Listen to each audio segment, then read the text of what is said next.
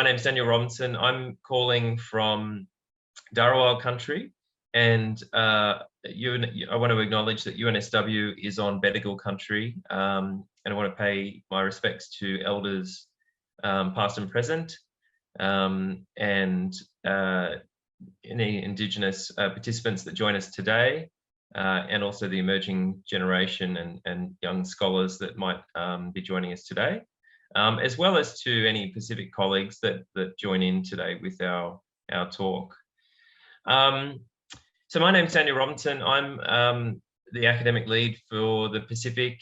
Was working with Heather Worth in the Pacific region for the IGD at UNSW, and I've been running this seminar series for a while this year, and we hope to continue this into next year as well.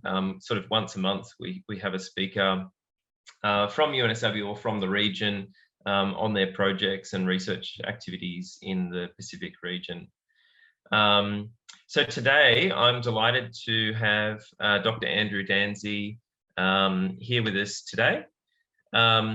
Now, Dr. Dansie is a senior lecturer in humanitarian engineering, and he has 13 years of experience in the water and development sector, spanning the private sector, multilateral organisations, universities, and NGOs.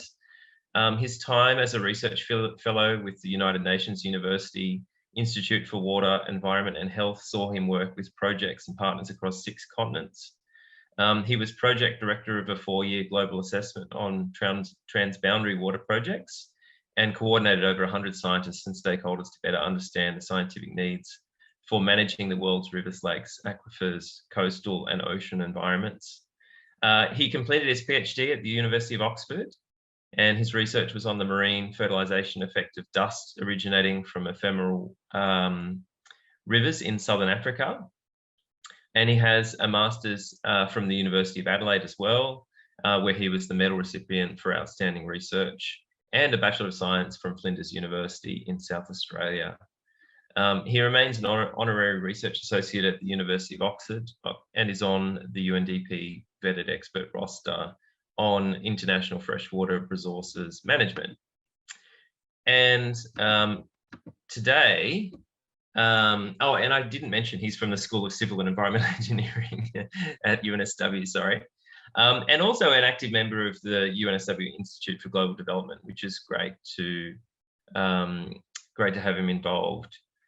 And so today he'll be talking about quality of air in the Pacific, research to determine the total airborne concentrations of particulate matter in the Pacific, particle characteristics, and to classify island and non-island sources for these particles.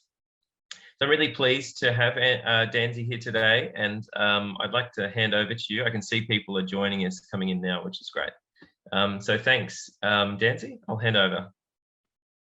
Thank you, Daniel. Thank you very much for that introduction. But I would also like to pay my respects to the traditional owners of the land on which I sit, the Gurungai people, and acknowledge the leadership of past, present, and emerging. Thank you very much for that introduction. You would have heard that I have a bit of a water background, and I'm here to talk to you about air quality. And that's because the connectivity between land and air is something that is very much part of the water cycle. And that's how I got into the air quality monitoring. And the work I'm here to talk about today is looking at the quality of air in the Pacific. But if we think of the Pacific, it's not really something people associate with poor air quality. We might have this kind of postcard picture in our minds, beautiful clean air, palm trees, beaches, and whatnot. But one thing that is becoming more apparent in the Pacific is that there's a couple of the UN least developed countries there. There's low and middle income countries, and the increasing rates of lung associated diseases, such as lower respiratory infections, is increasing. And this is especially in children under 5 and people from poor socioeconomic backgrounds. So air quality is having an impact, but it's not something that has seen much research attention. The poor air that we don't see in this photo are from the people that are living their lives are Living amongst transport emissions, energy generation in many small island Pacific states and territories is from large diesel generators that emit particulates into the air. Rubbish burning, where municipal waste services are not something that is always working or in place. Agricultural burning practices, and also indoor air cooking. Indoor cooking affecting indoor air quality. And it's the exposure of the poor air quality to the human health that is of concern. So what we're going to talk about briefly today is some of the work we've been doing, both looking at ambient air quality, but then also taking into consideration that exposure component, or if you have poor air quality nowhere near people, it doesn't matter for human health. What's the exposure and who are the people in society that are most impacted by this poor air quality is something our research is asking. So as part of the research, like every good researcher, we went back and had a look at what had been done. And I acknowledge one of my PhD students, Mr. Jimmy Hilly, who's there at the front with the sunglasses, who's been doing a very thorough literature review on this so far. To date, all research has seen 64 papers come out of 54 separate studies. Over half of these looking at long-range transport, i.e. done by people in another country looking at modeling and other things like that. 12 papers were in Hawaii, 2 in Fiji, 2 in PG, 1 in Marshall Islands, and 2 in the at the regional level. Of these, most of the work, as you might have guessed, with the Hawaii focused is mainly on volcanic emissions. They're not really concerned with human health, although it is sometimes considered, but more from a volcanologist approach. So the gap is quite stark with people looking at air quality and the impacts of human health in the Pacific, even though we're seeing an increase in respiratory illness in country. And the lack of research is not because of the lack of need. And it's important that the in-country demand for this project. So this is coming from the Ministry of Health in Fiji and the Ministry of Health and Medical Services in the Solomon Islands, who are aware of the increased burden of poor air quality on individuals and on the health systems in those countries. And they're looking for evidence to generate evidence to be able to build empirical policy to help with a policy for energy generation and switching from diesel to non-diesel, or switching to renewable energies, for waste management and for construction, such as things like cement production and quarries and things like that. So really important is that this is a demand-led project where we're providing some technical expertise, but very much working with our in-country partners. And we can see there the excitement in that photo is because that is the first ever dust track air quality monitoring equipment set up in the Pacific. So that was really, really quite exciting. But then getting there is, how do we set up an air quality monitoring network in the Pacific? These studies that we see here on the page were quite opportunistic in the sense they were focused on one country and one particular or couple of parameters. 15 of those related to the WHO guidelines for safe air, and 7 were not. So the important thing is to remember that there was no actual studies focusing on the impacts of human health of poor air, but just some studies considering different parameters of pollutants in the air itself. And so what we've been doing is setting up, we've got 4 stations at the moment, and you can guess that the Pacific stations are the one on the right there. This is the station in Honiara, but the equipment that we've actually used to get this project up and running, it's normally set up in Namibia. So a very different part of the world, many different challenges, and the equipment was owned by the University of Oxford. And so Oxford has very kindly lent us the equipment to deploy in the Solomon Islands and in Fiji. But this had a whole different set of challenges that some we did anticipate and some we didn't. And one of the key things that I'd like to share today is that there's been technical challenges to get this project up and running, but also building the capacity and working with the actual skills on the ground is something that has been really rewarding, but taking a large amount of effort as well to be able to have people on the ground that can set up, install, and maintain and troubleshoot these machines. One thing, for example, on the left there, one of the main problems there was hyenas chewing up the equipment. Not so much a case for the photo on the right, but we did have to get a larger rain cap. Namibia is one of the driest, the Namib Desert is one of the driest places in the world. When we deployed that equipment in the Pacific, very quickly it was filling up with water, which is really bad for equipment. So we realized you can get a larger rain cap, and very simple fixes like that was something that we learned together along the way. So we can see one of the stations there with the staff from the Ministry of Health and Medical Services in the Solomon Islands, erecting a station there in Honiara. We have 2 stations in Honiara in Solomon Islands, and then 2 stations in Suva in Fiji. And the scope of the project here is to look at the association between the airborne particulate matter and lower respiratory illness in Fiji and the Solomon Islands. You would have seen that of the WHO parameters that have been haphazardly or opportunistically studied to date in the Pacific through individual studies and researchers focusing on their own areas of research. Some of these were WHO and some of these were not, but the most common one in both studies to date and the most important for human health impacts of air quality is the PM2.5, which is air particulate matter, which is what we're focusing on this for our research. And you can see the aims there are to quantify and characterize the harmful air quality on human health and looking at both indoor and outdoor settings. We then want to see what kind of particles they are and characterize them in the lab. We can then determine if they're from different kinds of combustion sources. You can determine if they're from petrol or diesel combustion, for example, or if they're from biomass burning and other things like that. And then using this data that has been collected, informing policymakers on what are the key types of pollution and where are the main exposure pathways so they can address them first and have effective policy. So the components of this research we can see here is both field-based data collection, which we can see in blue. There's the orange box there, which is the physical capture of the sample that we bring back to the lab and then can determine what those actual particles are themselves. But then there's the existing data here working with our partners, the yellow box there, the Ministries of Health in Fiji and the Solomon Islands who are sharing the human health data to try and correlate with the air quality data and determine the impact that it is having on the actual rates of respiratory disease in the country.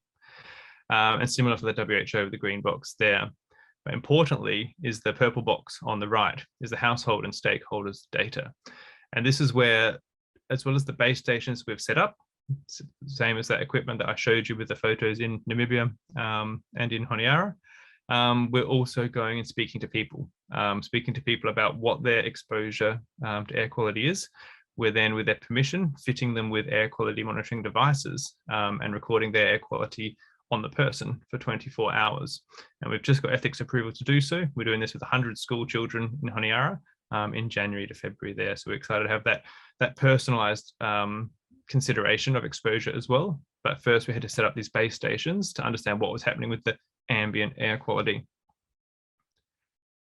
One thing, that equipment that I showed you that was lent to us by Oxford, that UNSW now has their own units for, which is great. The Oxford equipment was a proof of concept and allowed us to show what was that it worked, but they were always only ever on loan for 1 year.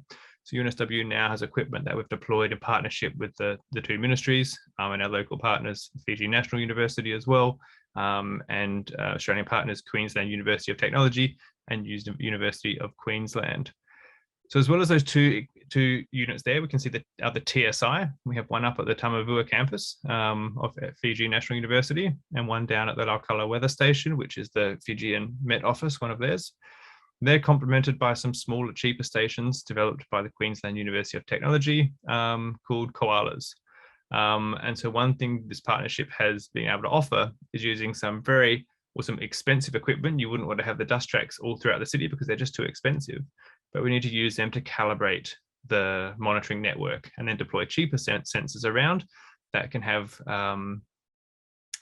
contribute to the data collection, as well as those personalized monitors I mentioned as well. So that's all the stations we have currently in Suva in Fiji. And then the 2 sites that we have in Honiara. And these 2 sites here, as I mentioned, we've got ethics approval now to work with school children in Honiara in both urban and peri-urban areas. The schools selected are near those 2 base stations there, the Upper Air Weather Station and the Henderson Airport Weather Station. And we call them weather stations because they're collecting the information and the data on the particulate matter that's important for human health. But we're also collecting a lot of other met data as well. So wind speed, wind direction, rainfall, lots of data that's relevant to air quality and relevant to the bigger picture of what's going on and where perhaps the actual pollution might be coming from. And because we've had these base stations running now since mid-2019, early 2019, they continue to operate, and they will be what we can then use to calibrate these personal air quality monitors too, to have a meaningful understanding of air quality and exposure of primary school children in urban and peri-urban areas of Honiara. So I'm going to share some of the raw data collected to date, and in the context of human health and exposure, which is the critical part of this research problem. And so here we can see the WHO air quality guidelines for PM, depending if it's the 2.5 micron or 10 micron range. There's different thresholds, but 5 milligrams per cubic meter is an annual mean that should not be exceeded to keep under the WHO guidelines, or 24-hour mean of 15 milligrams per meters cube for PM 2.5, which is the most important one for respiratory illness. But we can also see the PM10 there. And the equipment that we have, the dust tracks that we've deployed, measure in PM1, PM 2.5, and also PM10. And so this kind of monitoring has not been done before in the Pacific. I showed the photo of us with our thumbs up on the roof. That really was quite exciting. We're collecting data every 2 minutes that is being beamed up into the cloud and then shared by all project partners. So it's not like we're taking the data with us and holding onto it. Importantly, when we were deploying the equipment on the ground, the telemetry option to beam the data up to the clouds was not there. So the Ministry of Health and Medical Service in the Solomon Islands and the Fiji National University partners both were very hands-on in every month downloading and querying that data. And that really gave them a great understanding of how to identify where potential problems might be, how to troubleshoot those problems in the data when something didn't quite make sense and say, hang on, let's have a look. And so now we're in this fortunate position of having data being beamed up into the cloud with the new equipment owned by UNSW, but having the more simplistic equipment on loan beforehand really allowed the skills to be developed and to be able to now just quickly check online through the telemetry about what's actually happening there. And so we can see this data is just from, this is just a subset I took out this morning from January to now. And we can see there that that's the PM1, PM2.5, PM4, and PM10. We can see there that it's a bit all over the place, but one thing we want to do is, as we get multiple years of data, see if there's different times of year that are more important than others for impacting human health. If we then drill down and have a look at monthly data, we can start to see a bit more of a cycle there. We can start to see that there's high points in each day and low points in each day. So knowing why that air quality is poorer later in the day at different sites. And I should say this is just one site that we're looking at here. This is the Honiara upper air. And combining this data with the wind strength and wind speed data, wind direction data, sorry, will let us know where it's coming from. We haven't got to that point yet. That will be coming in 2022 to go through and start looking at these correlations or potential relationships that exist. And then we get a chance to go out next year and actually capture these particles as well and bring them back to the lab using some fancy equipment that sucks in a lot of air and collects the particles, and we can bring them back and do our tests on them. That will then allow us to characterize the particles and see where they're coming from and identify those sources to then be able to tell the ministries, this is the kind of particles that are out there. This is when they're most prevalent in the day.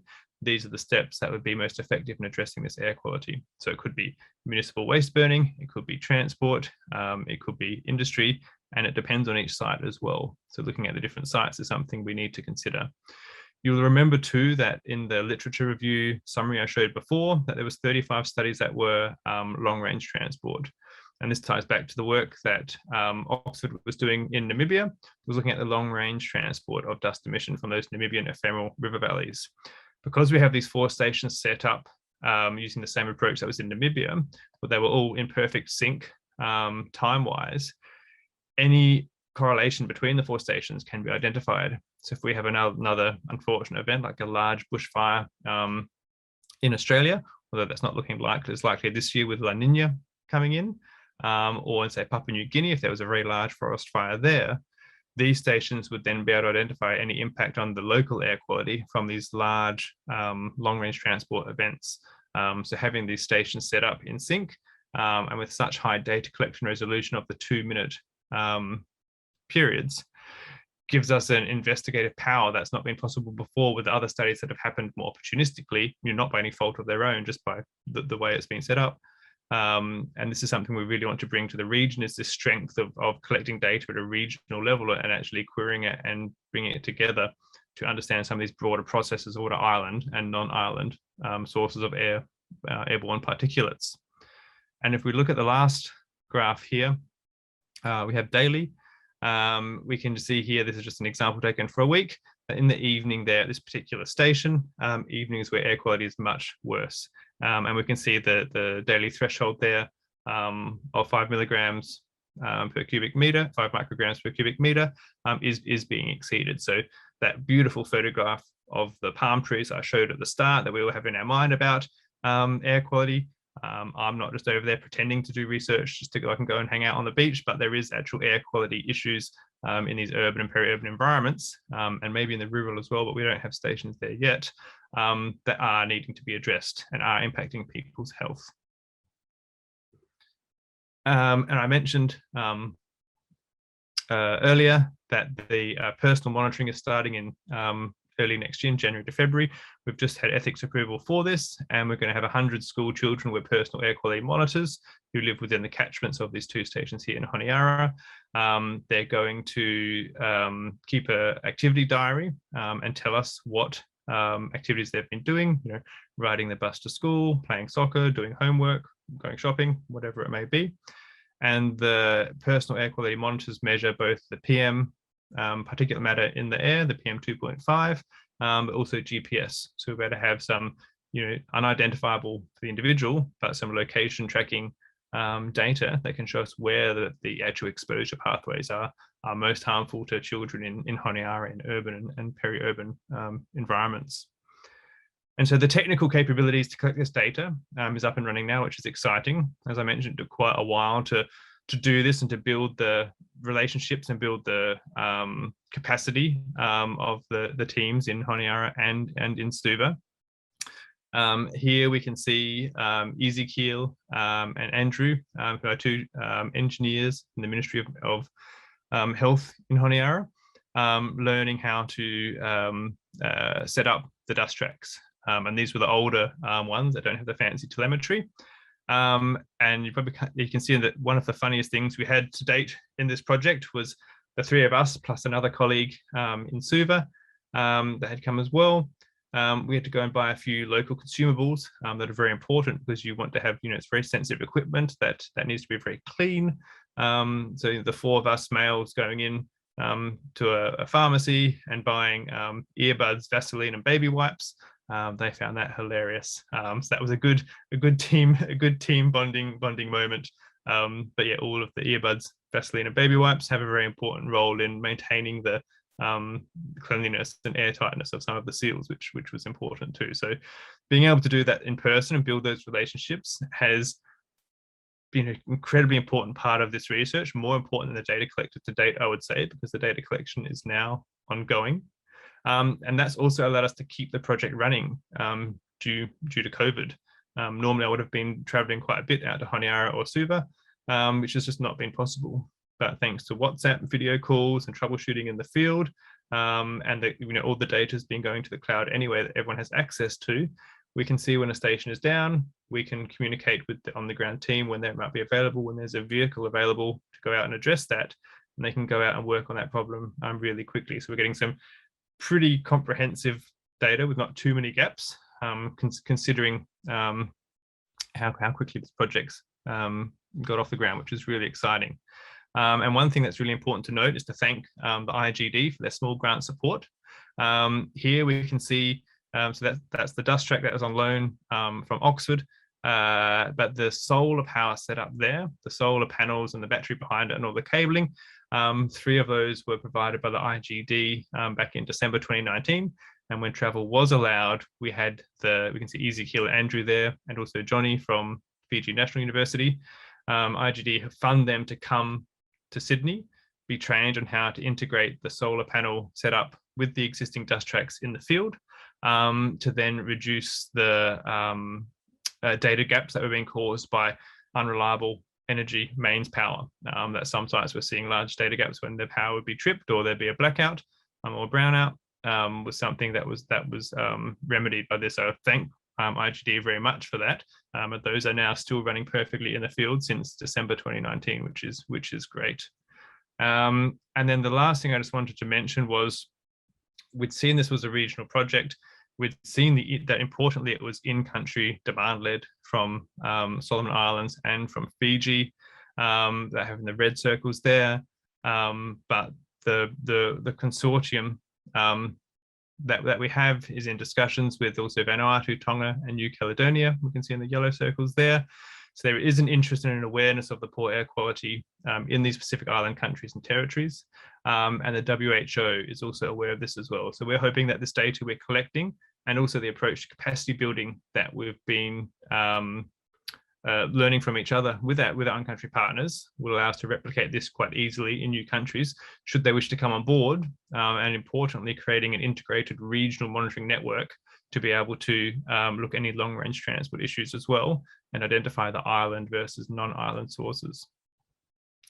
So thank you very much. It's been my pleasure to come here and talk to you today.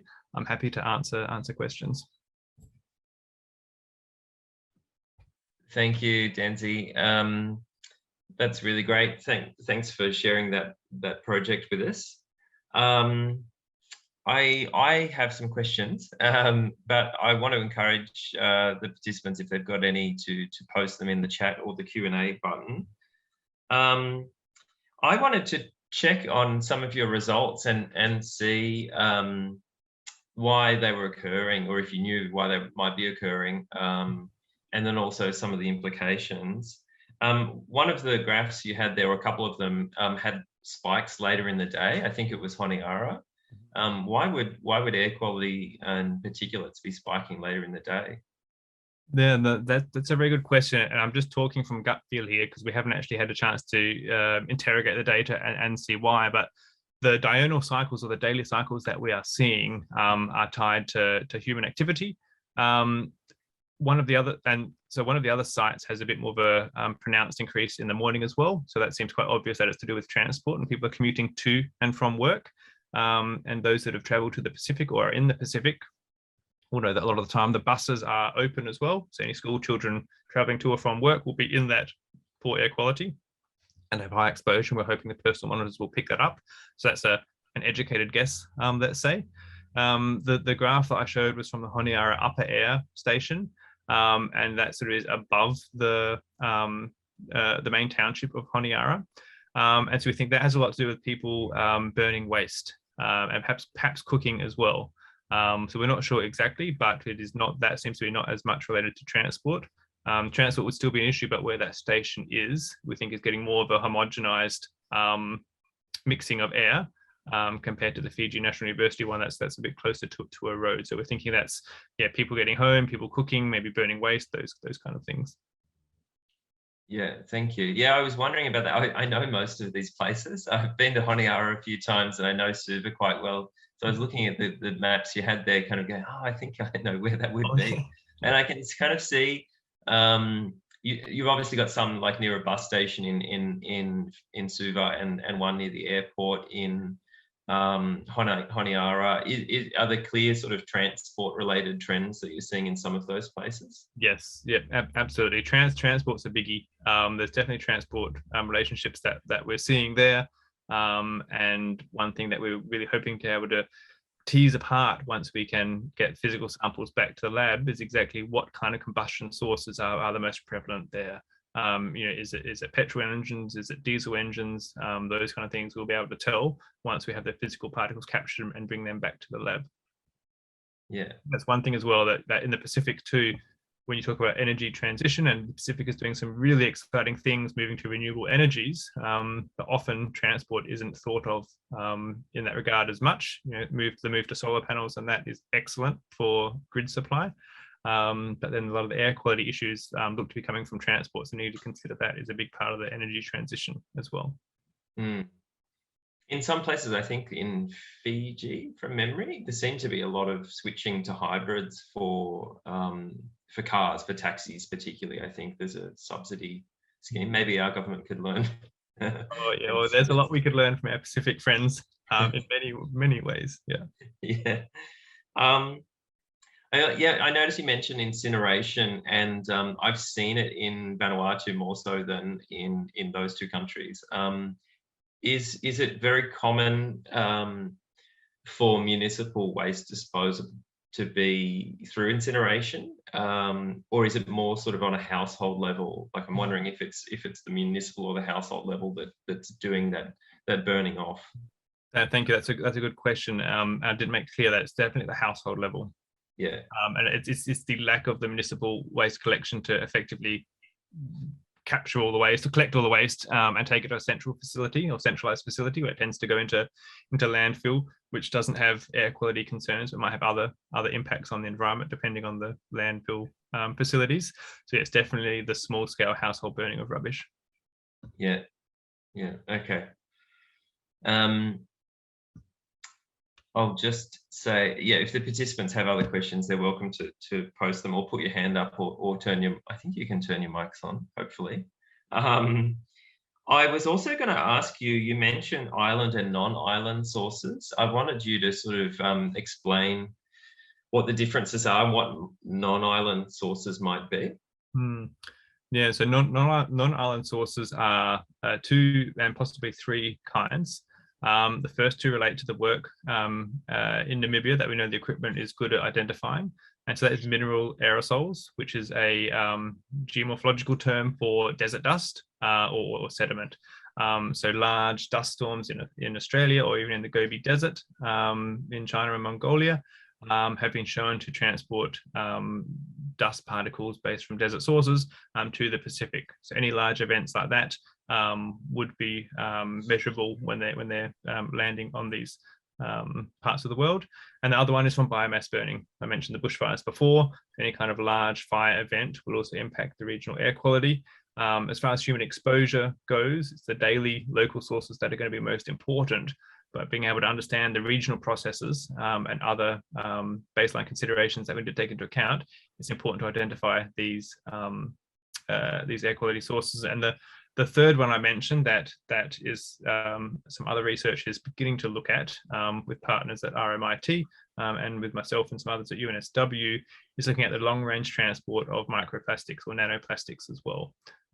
There's been some papers come out recently looking at small particle transport from urban air of microplastics over up to 100 or a bit more kilometers in the Pyrenees, but obeying the same kind of transport potential that we see in mineral aerosols and biomass burning particulates.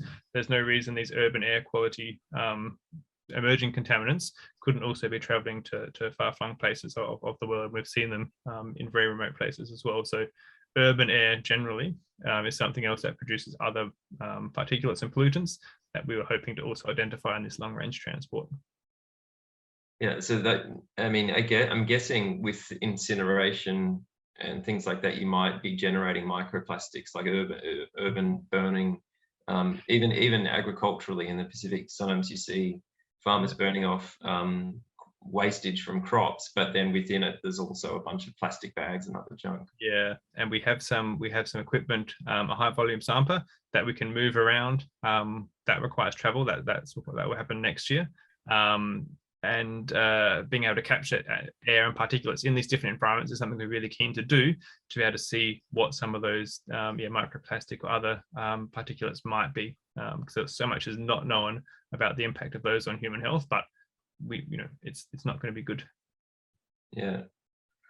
Yeah, on that note, I wanted to just touch on the fact that you had some of these stations in schools or near schools, and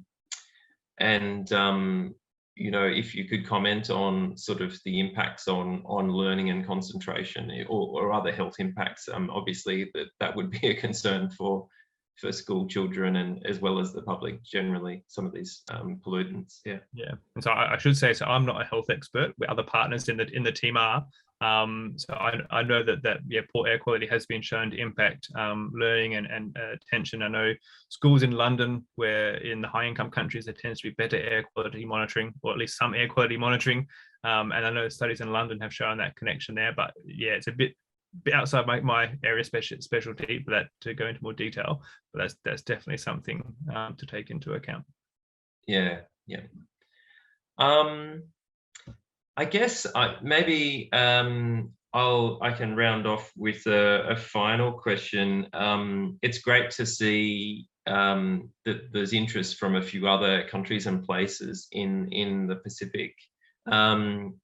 What do you think are your next steps for this project? And you know, will you be able to attract new sources of funding to expand it, or local actors in those countries, just and institutions like universities able to contribute a little bit of funding or equipment to set up more stations around the region? No, yeah, absolutely. And I think the strength in this research comes from all of the goodwill of the partners. The Fiji National University, the two ministries I keep mentioning in the countries, the University of Oxford, the Queensland University of Technology, and also University of Queensland, as well as UNSW, have all been, pitching in and bringing their expertise and bringing their equipment to this project. And we're now got to a point where we have a data set and we have proof of capability. And in 2022, as a team, we're going to write some grants to try and get a large funder to fund the expansion of this work. The WHO is aware of the work and supports the work, so we're thinking that they would be a good partner / funding agency. But as we've seen, even the small grants from IGD made such a massive difference to be able to put in those solar panel setups and take the equipment completely off grid, was something that just gave us much more reliable data and really benefit the project as well. So at all scales, it's something that we're hoping to grow. And most importantly, having the existing relationships in the region is something that allows our consortia partners to talk to people they know in Tonga, or Mr. Jimmy Healy that I mentioned. He was in Vanuatu and he spoke to the Ministry of Environment and Health there. So being able to have these conversations and show what we're doing and what we can do opens up new doors as well. So we're looking forward to growing. That's great. I'll just open it again. If anyone has any final questions before we wrap up today, you can turn your mic on or you can put your hand up.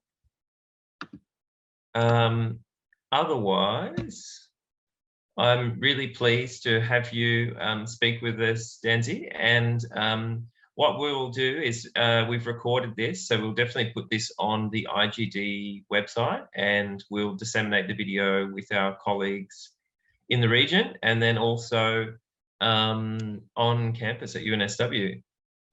Thanks very much for talking to us today, Dansie, and yeah, a really great project. Really looking forward to hearing more about it in the future. Thank you, Dan. It's been my pleasure. And thank you to IGD for all your support and all you do. Thank you very much. Thanks. And thanks to our participants for coming along. Thanks, Marion, also for organising.